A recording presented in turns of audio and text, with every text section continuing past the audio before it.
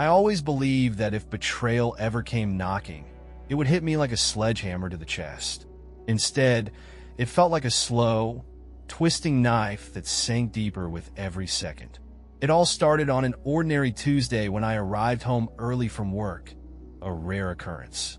The house was unusually quiet, and I soon realized something was off when I heard a low, almost imperceptible chuckle coming from upstairs.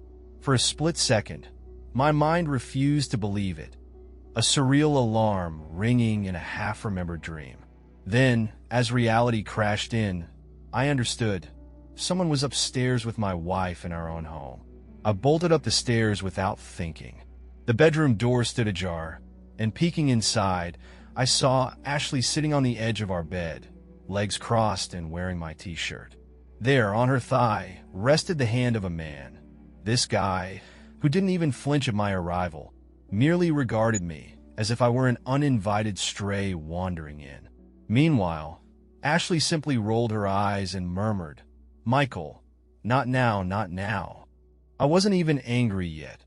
My body was acting on pure instinct. Stepping fully into the room, I fixed my gaze on him. A younger man wearing an infuriatingly smug expression, as if he were untouchable. With a cocky smirk, he said, "You must be Michael." The fact that my wife's lover knew my name made my blood boil. I clenched my fists and demanded, "You are?" He casually leaned back on his elbows, completely at ease, remarking, "I'm the guy your wife calls when she's bored." Before I knew it, I had crossed the room in a flash. One moment I was in the doorway, and the next his collar was in my grasp as I hauled him off the bed. Ashley gasped, scrambling to intervene. "Michael, stop it, stop it." Yet there he was, laid out in our bed, touching her while grinning at me, as if I were nothing more than a bothersome inconvenience. The moment his back struck the wall, his smug demeanor crumbled. His eyes widened in shock, as if he'd never encountered consequences before. Ashley clutched my arm, her nails biting into me, pleading, "Michael, let him go." I turned to really look at her. Instead of fear or remorse, I saw only annoyance, as if I were embarrassing her. That was when it hit me. This wasn't a one-time slip-up or an accident. Ashley wasn't sorry, and that meant I wasn't about to be either. I released him, not out of mercy, but sheer disgust.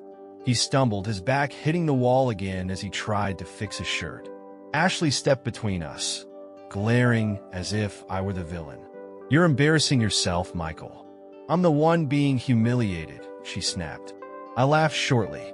"You brought him into our home, into our bed, and now you expect me to apologize?" She shot back, arms crossed, radiating neither guilt nor regret, only defiant indifference.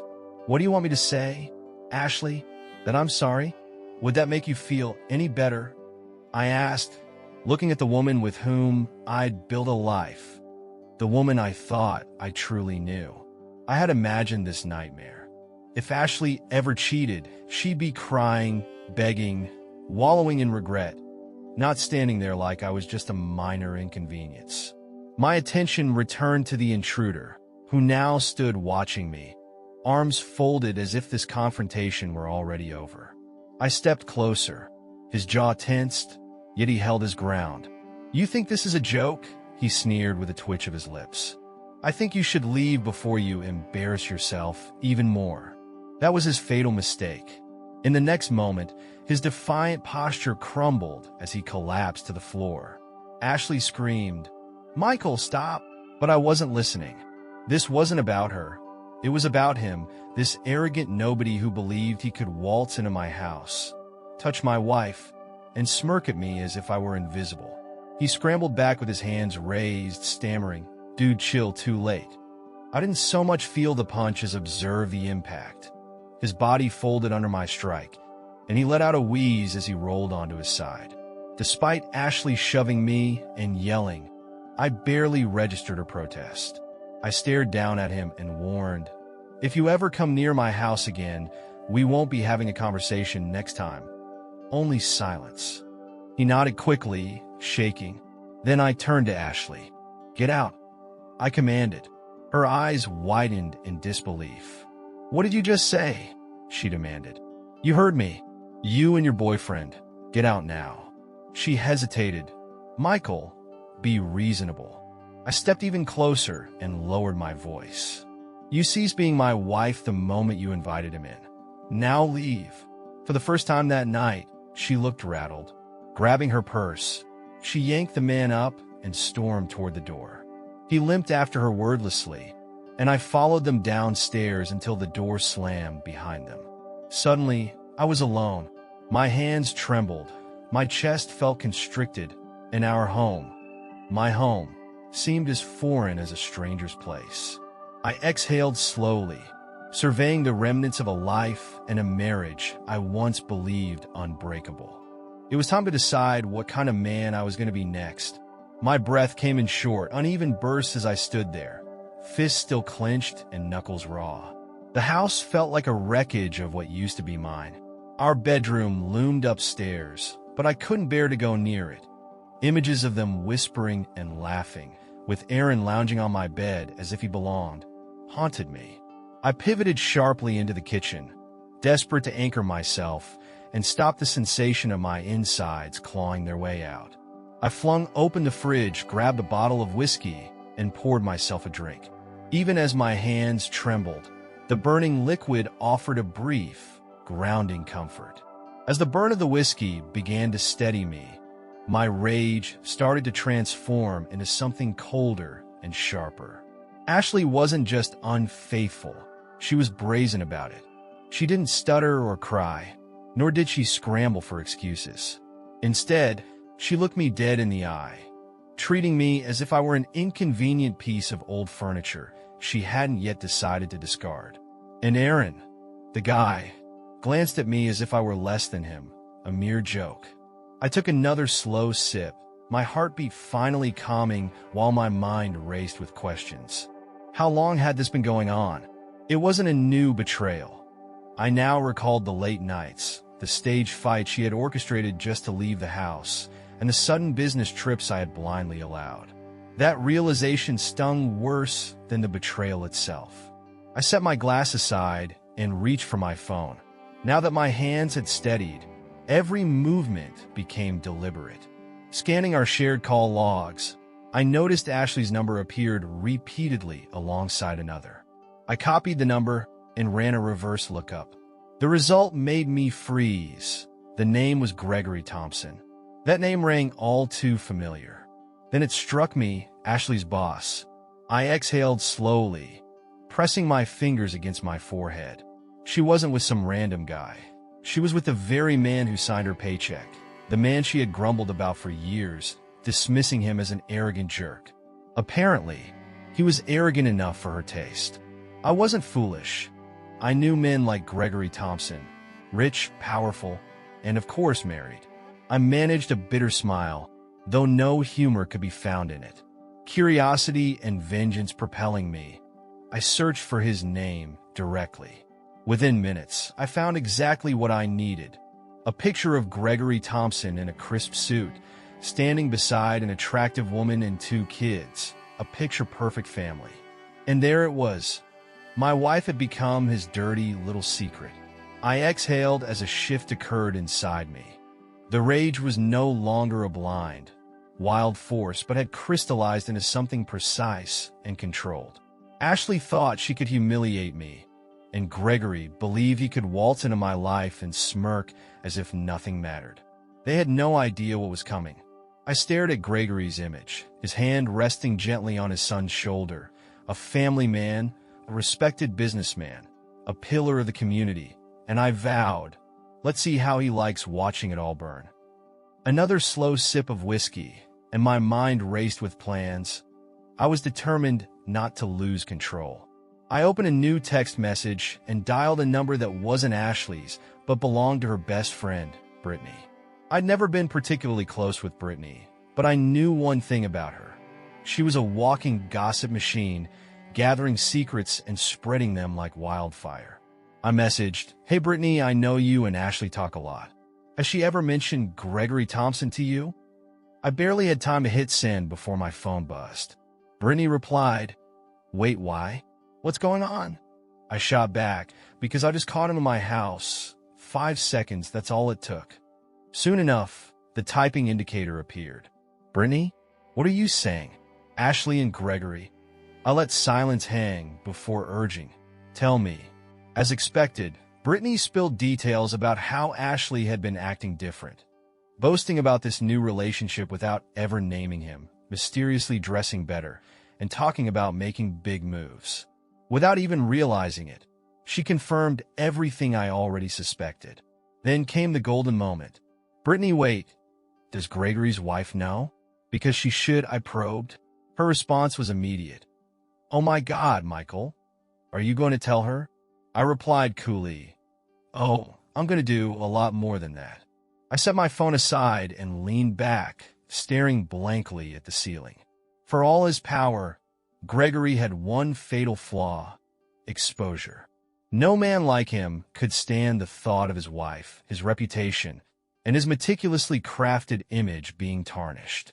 I wasn't about to let Ashley and Gregory sweep this scandal under the rug. They wanted to be untouchable? Fine. I'd make sure everyone knew the truth. And I was just getting started. I wasn't going to barge into Gregory's office throwing punches like some drunken brawler. That would be too simple. I craved something more: true, calculated destruction. I wanted Gregory to feel his world crumble in real time. So I began with his wife.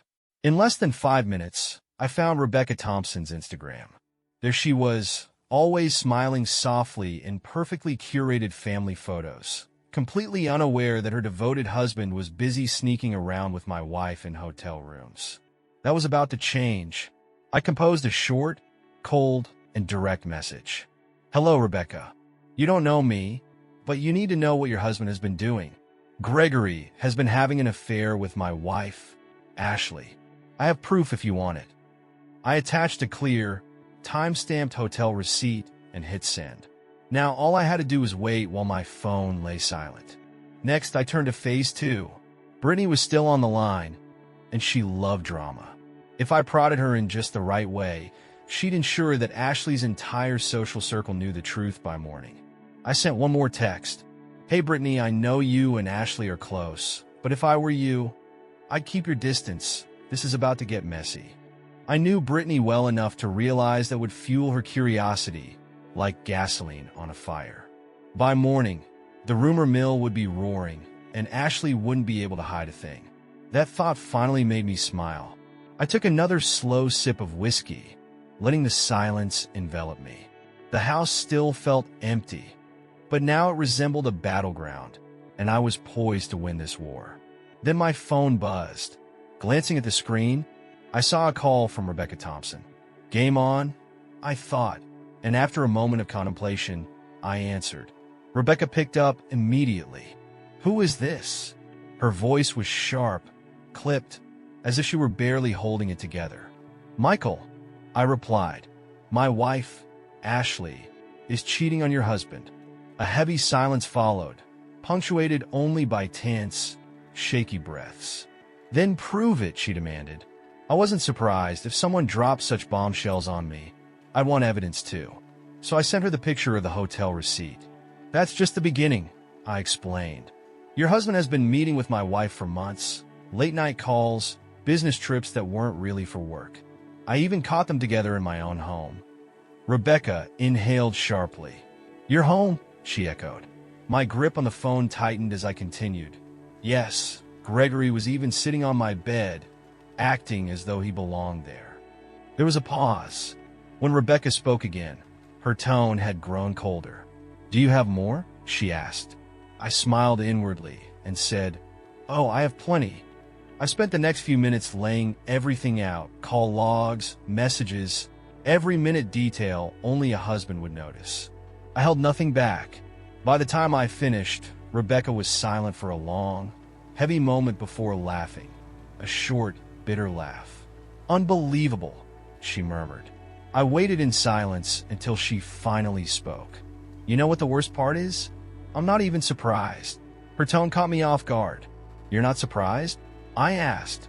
Oh, I've had my suspicions for a while, she admitted. But Cameron is so careful. He covers his tracks. I didn't have anything concrete until now. I could hear a shift in her voice. The lingering pain was now edged with something dangerous. "So, what are you going to do?" I asked. She exhaled slowly. "I don't know yet, but when I act, you'll be the first to know." "Good," I replied, because if she's anything like me, she's not about to let this slide. We exchanged numbers, and I told her to call if she needed anything. Then I hung up, leaned back in my chair, and thought, Step 1 complete. Step 2, make sure Cameron Hayes never forgets my name. The next morning, chaos greeted me. My phone exploded with texts, missed calls, and notifications from every direction. I didn't even need to pick it up to know what was happening. I had lit the match, and now the fire was spreading. Brooke had done exactly what I expected. Madison's betrayal wasn't a secret confined to just the two of us anymore. It had ignited her entire friend group. The messages were brutal. "Abby, WTF Madison, is it true?" "Brandon, dude, I just heard. I'm so sorry. That's messed up." "Aaron, Madison, please tell me this isn't real. You wouldn't do this, would you?" I scrolled through the messages, watching Madison's carefully constructed life unravel in real time. She wasn't responding. Radio silence. Then I saw the message I had been waiting for. It was from Taylor. Her note was simple. "Taylor, it's done." I smirked and called her immediately. She answered on the first ring, and I could hear the controlled fury in her voice. "Well, Logan, I hope you're enjoying your morning because my husband just got served." I grinned. "Tell me everything." "Where do I start?" She exhaled, satisfaction lacing her words. I packed his things, left them on the driveway, and locked him out of the house. Then I sent everything, the hotel receipts, the messages, everything, to his company's board of directors. I wonder how they'll feel once they learn that their golden boy was using business trips as his personal playground. Damn, I laughed. "You work fast. You gave me the ammo, and I just pulled the trigger. By the way, he's been calling me nonstop," she said, "but I'm not answering. Last I checked, he was still loitering outside our house, looking like a kicked dog." "I love that one." "Oh, one more thing," Taylor added. "I found Madison's number in his phone. Want me to send her a little something?" I almost felt sorry for Madison for a brief second. "Almost do it." Taylor chuckled darkly. "Done. I'll let you know when he finally breaks." We hung up. I set my phone aside and exhaled slowly. Madison and Cameron had thought themselves untouchable. Now Cameron was losing everything. Madison's name was turning into a poison, and I was just getting started. It didn't take long for the fallout to begin. That afternoon, my phone rang. Madison's name flashed on the screen. I let it ring, allowing the silence to stretch out, and then I received a text. "Madison, Logan, we need to talk. Call me." I smirked. "Now you want to talk?" I replied, taking my time before answering. The second time I picked up, she exploded. "What the hell is wrong with you? Are you seriously trying to ruin my life?" I stayed silent, letting her continue to dig her own grave. She went on, "Brooke told everyone, my friends, my coworkers, Logan, people on my job are whispering about me." I almost laughed. "Oh, so you don't like it when people talk behind your back? That's funny. Don't play games with me." Her voice trembled. "You told Taylor, didn't you? Do you have any idea what you've done?" "I have a pretty good idea," I said casually. "Logan, Cameron's locked out of his house. His career is in flames. And you're just collateral damage," she screeched. "Logan, I've lost everything," she pleaded. I leaned back, smirking. "Oh, you mean Cameron? That's cute. You really think he's going to save you?" There was a pause, a silence that said everything. He's not answering me. Of course he isn't. I knew men like Cameron. Selfish, gutless cowards who ran the moment things got messy. Madison had sacrificed our marriage for him, and now he was leaving her to drown in the ashes. "That's rough," I remarked, not even pretending to sound sorry. Then she lost it. "You think you're so righteous, don't you?" she screamed. "But you're just pathetic. A bitter, spiteful little man who can't handle that I wanted more than your boring, miserable life." I wanted to see her squirm a little more. Well, you got what you wanted, Madison. You're free. No husband, no reputation, and no Cameron. Enjoy. I hung up.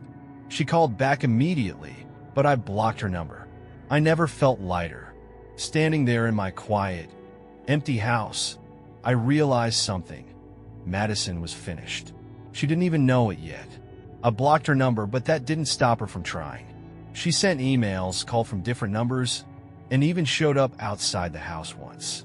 I didn't answer the door. I let her rot in her own mess. But Cameron still had more to lose, and I wasn't done with him yet. I did what Madison never thought I was capable of. I got smart. I sifted through every shared account we had, Netflix, email backups, old cloud storage, and there it was. Madison had never been good at covering her tracks. I found messages, pictures, video clips, some very compromising. I smiled. Checkmate. I wasn't stupid. I wasn't about to cross any lines illegally, but I didn't need to. I forwarded everything to Taylor and let his wife decide his fate. She called me as soon as she got them. "Logan, are you sure you want to go this far?" she asked. I grinned. "I don't want anything. I'm just giving you the truth." She exhaled deeply, then continued. Taylor went nuclear. She didn't just expose him to their social circles. She sent everything to his business partners, the school where their kids went, even the local press. Cameron's perfect image shattered overnight. His company released a statement about internal investigations. In other words, they were cutting him loose. By the next morning, he was fired, his business contacts stopped returning his calls, and his entire career was gone. Just when I thought it couldn't get any better, a video surfaced. Someone, probably one of Taylor's friends, leaked footage of Cameron standing outside his house, locked out, screaming like a lunatic. The video went viral in our town. People shared it, mocked him. The once mighty Cameron Carter reduced to a pathetic, raging joke. I watched it on repeat while sipping my coffee. Poetic justice, indeed. Madison had thrown away our marriage for Cameron, and now they were both drowning. And me? I had never felt more free. The storm had passed. Madison was ruined, Cameron was finished, and I had everything I needed. The day after the video went viral, I received a text from an unknown number. "Unknown Logan, please just talk to me." Madison. I let the message sit, letting the silence weigh on her. And then, for the first time in days, I replied. "Logan, why, Madison? I messed up. I know that, but you didn't have to destroy me," she pleaded. I waited as the call rang out, then received another text. "Madison, Logan, please. I don't have anywhere to go." I almost laughed. The same woman who had treated me like a doormat, who had smirked while her lover lounged in my house, was now begging. Poetic indeed. After taking my time, I finally replied, "Logan, that's not my problem, Madison. I never meant for this to happen. I thought he would take care of me, but he won't even answer my calls." I leaned back, smirking at the screen. "Of course he wouldn't. Cameron lost everything because of you. His wife, his career, his reputation. He wasn't about to pick up the pieces and save you. And you, Madison, you burned your life to the ground for him. Now you're stuck in the ashes." She called again. This time I answered, and the first thing I heard was her shaky breathing. Then she pleaded, "Logan, please, can we just talk?" I let the silence stretch a bit longer, then simply said, "No." I hung up, and that was the last time I ever spoke to her. The following weeks were peaceful. No more Madison, no more fake smiles, no more wasting my time on someone who never deserved me. I returned to the gym, fixed up the house, and started living for myself instead of for someone who had long since stopped caring. As for Cameron, the last I heard, his wife took everything, the house, the kids, half his money, and his name became nothing more than a joke. Madison vanished. She tried staying with friends, but no one wanted her around. Even Brooke, the drama queen who once thrived on gossip, cut her off in the end. She got exactly what she deserved. One night, I sat outside, sipping a beer, feeling the heavy weight of my old life finally lift. I smiled because for the first time in years, I was free.